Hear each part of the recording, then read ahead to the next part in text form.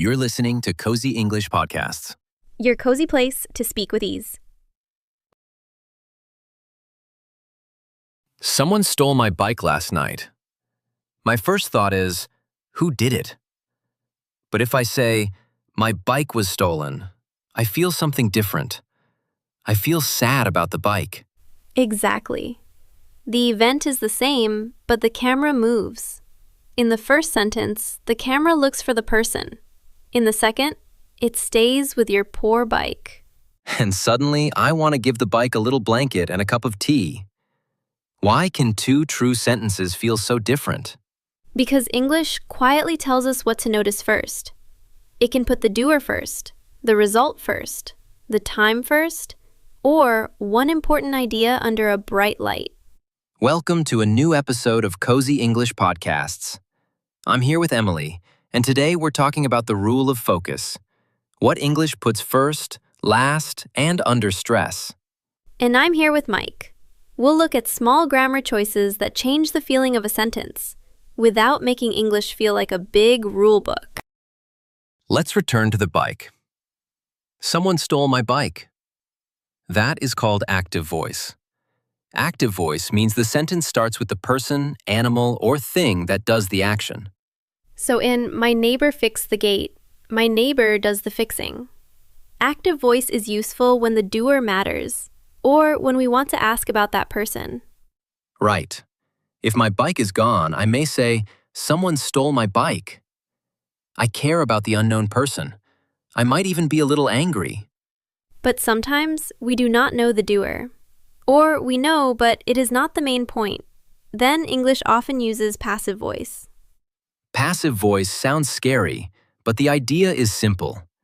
It puts the thing that receives the action first. My bike was stolen means someone stole it, but the bike is now the focus. It is like putting the bike in the front row. For example, the window was broken. Maybe we do not know who broke it. We are looking at the broken window, not at a mystery person. So active voice asks, who did this? Passive voice says, look what happened. Yes, though I want to push back a little. Passive voice is not only for mysteries.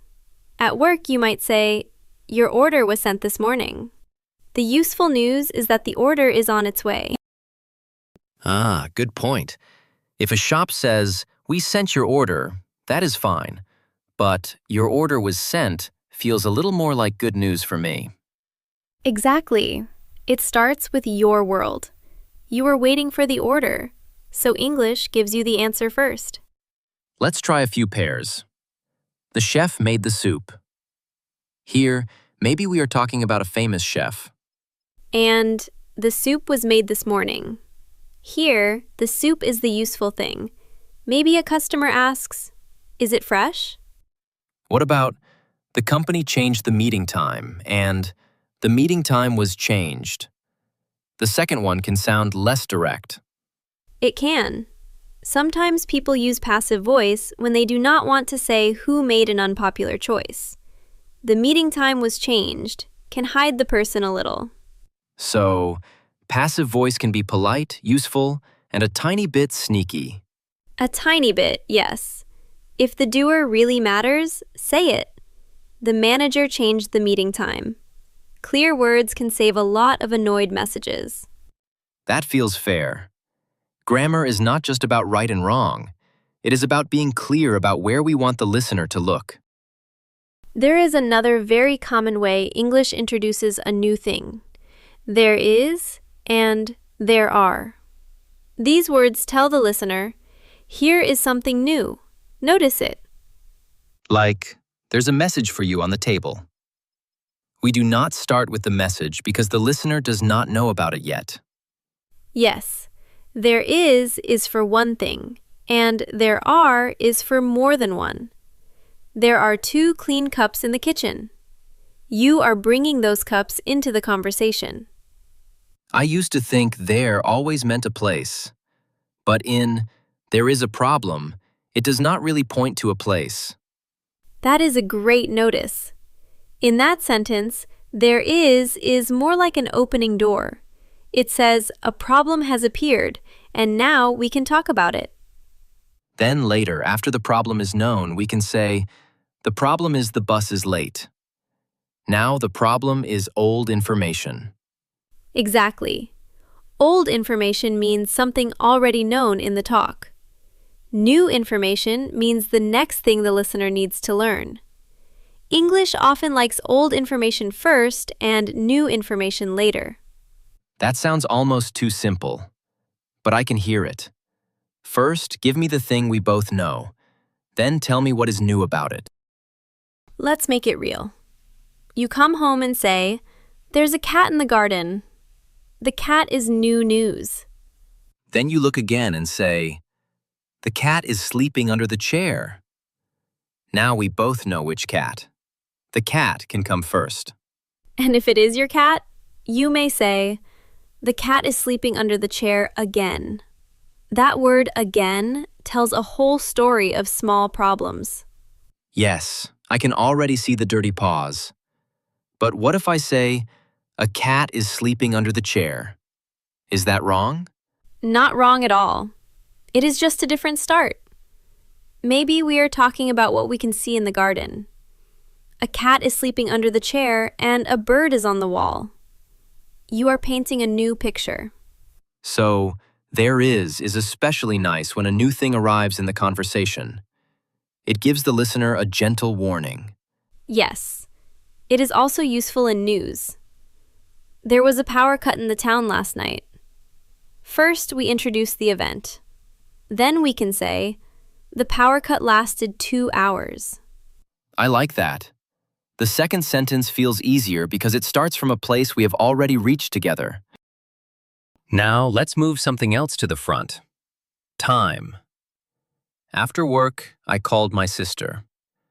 The action is the same as, I called my sister after work. But the first version gives us the time setting before the action. We call this fronting. Fronting simply means moving a word or short phrase to the beginning for extra focus.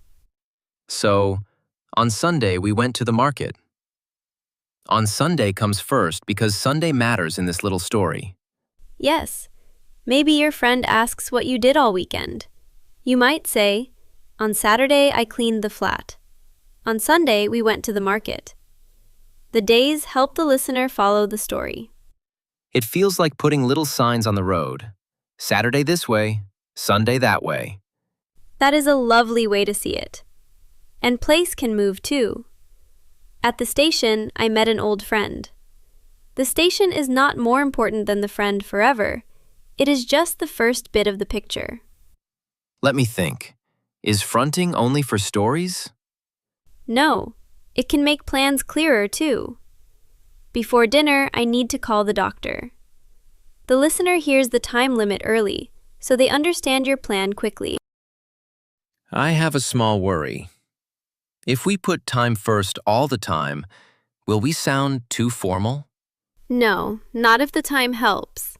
In normal talk, people say, this morning I saw your message, or at school, the kids learned a new song. It sounds natural. But if I say, in my kitchen, after lunch with my friend, I made coffee, that is a lot before the action. Yes, then the poor verb is waiting outside in the rain. One short time or place phrase is usually enough. Start with the detail that helps most. That is a useful question to ask.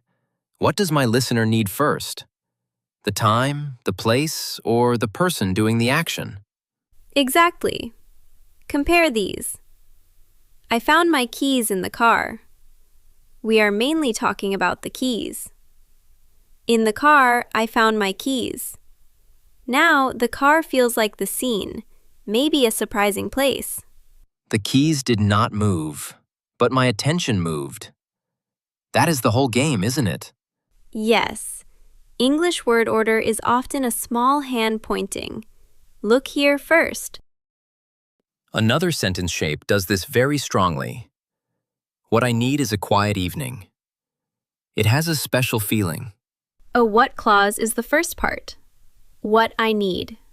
It means the thing I need. Then, is a quiet evening tells us the answer. So, what I need is a quiet evening puts a light on the quiet evening. It is stronger than just saying, I need a quiet evening. Exactly.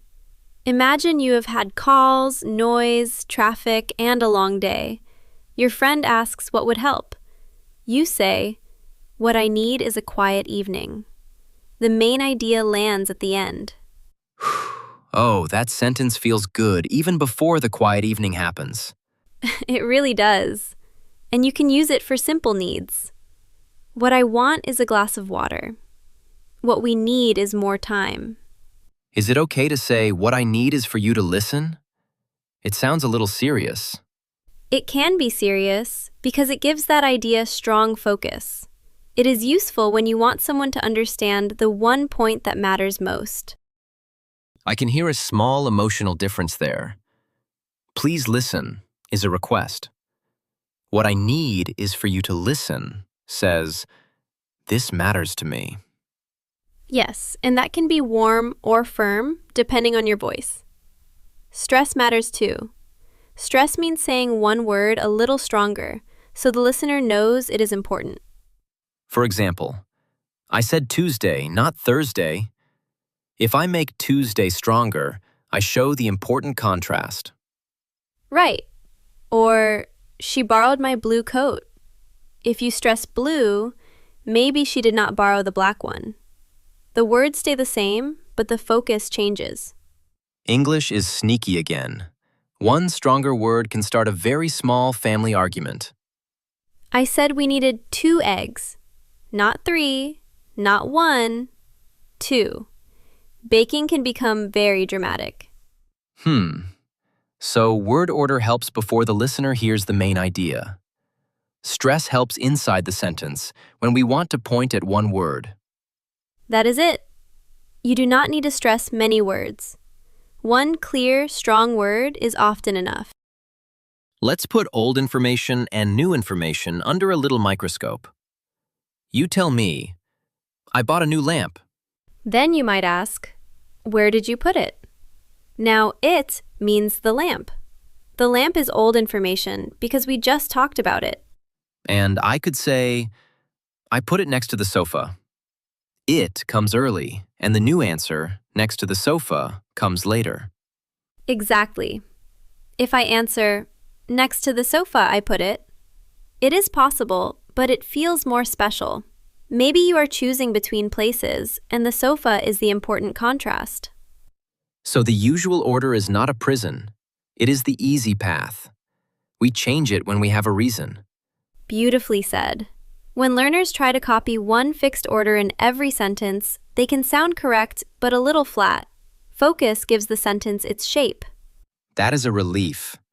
I do not have to memorize 1,000 new rules. I can listen for the shared topic, then add the new part. Yes. Ask yourself, what do we already know? Then ask, what am I adding? Those 2 questions can guide you through many sentences. Shall we try a tiny conversation? You say, did you hear about the office? No, what happened? There was a water problem this morning. I use there was because the water problem is new information. Then I can say, oh no, was the floor damaged? Now, the floor is new, but it is connected to the problem. I'm asking about it directly. The floor was cleaned before lunch. Passive voice makes the result important. The good news is about the floor now. And if I know the cleaner worked very hard, I might say, the cleaning team cleaned the floor before lunch. Now the people deserve the front of the sentence. That is such a kind reason to choose active voice. We are not hiding the people who did the work. Yes, focus can show care. It can show who gets credit, who needs help, and what the listener needs to know first. Let's do our newsroom game. One event. A small fire started in a bakery at 6 in the morning. No one was hurt. The bakery closed for the day. I'll report it with the people first. A worker saw smoke at 6 this morning. She called the fire service. The fire service put out the fire and everyone left safely. I like that. Your report feels active and fast. I can see the worker making a quick, brave call. Now you try the same event, but put the result first. A bakery was closed today after a small fire. No one was hurt. The fire was put out quickly. Same facts, very different feeling. Yours sounds like a calm news update for people who want to know whether the bakery is open. And yours sounds like a story about the worker and the fire service. Neither is more true. They answer different listener questions. Let's make it harder. Here is the event. A train arrived late because of heavy rain. People waited for 40 minutes. Heavy rain delayed the train. Active voice makes the rain feel like the cause. The train was delayed by heavy rain. Passive voice makes the train the topic.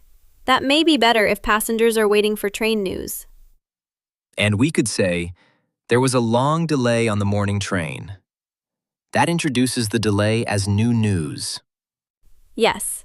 Then, the delay lasted 40 minutes. We now know the delay, so it can come first. Because of the rain, the train arrived late. The cause comes first, so we understand the reason before the result. Look at us. We have not changed the rain, the train, or the 40 minutes. We only changed where the listener stands. Wait. That is a good way to remember it. Each sentence gives the listener a different seat in the same room. There is one more useful detail. The end of a sentence can feel important because it is the last thing we hear. That is why "what I need is more time" has power. It waits, then gives us the answer. What surprised me was the price. First, I create a little question. Then, I reveal the thing. Exactly. What surprised me means the thing that surprised me. For example, what surprised me was how quiet the baby was. The quietness is the point. Could I say, what I like about this cafe is the music? That sounds very natural. Very natural. You might say it when a friend asks why you come there often. You are not just saying, "I like the music." You are picking it out as your main reason. But we should not use this shape in every sentence, right? What I ate was toast. What I drank was tea. What I saw was... It could sound a little heavy. Right. Use it when you want a spotlight. For normal chat, plain sentences are often better. The special shape is there when you need it. Let me test my understanding with one everyday scene. My friend asks why I am tired. I could say, I worked late last night. Simple, active voice. The focus is on me and my action. Or you could say, last night, I worked late. Now the time comes first. Maybe you are comparing last night with tonight, when you can rest. There was a problem at work. That brings a new problem into the story. The problem was fixed this morning. Passive voice focuses on the happy result. We do not need the name of every person who fixed it. And if I really want to say what would help now, what I need is an early night. Perfect. And I hope your friend answers, yes, go home, eat something nice, and sleep. That is the kind of grammar practice I can support. Sometimes learners worry that they must choose the perfect focus every time. But people understand each other even when the focus is not perfect. Yes, this is not a test where one word order gets a red mark. It is a tool for being clearer and sounding more natural. Start small. When you tell a story, try putting the time first once. After dinner, I went for a walk. Notice how it sets the scene. When a new thing appears, try there is or there are. There's a new cafe near my house. Then continue with the cafe opens at 7. When the result matters more than the doer, try passive voice. My phone was found. It is wonderful news, even if the finder is still unknown. And when one point really matters, try what I need is. Keep the rest of the sentence simple, so the important idea has room to land. You are already making these choices when you speak your first language. English is asking you to notice the same human question. What matters most right now? Let's go back to the opening. Someone stole my bike is about the person, or at least the unknown person. My bike was stolen is about the loss and the bike. And neither sentence is just grammar. Each one tells the listener where your attention is. That small choice can make your message feel more direct, more caring, or more useful. Our clear takeaway is this. Start with the thing that gives your listener the best path into the sentence. Then put the new or important point where it can be heard. Use active voice for the doer, passive voice for the result. There is for new things, and a what clause when you want a bright spotlight. Thank you for spending this cozy time with us. We hope your next English sentence feels a little easier to shape. And if you ever hear two sentences that say the same fact, listen for the focus. It may be hiding in plain sight. Take care and see you next time. Goodbye.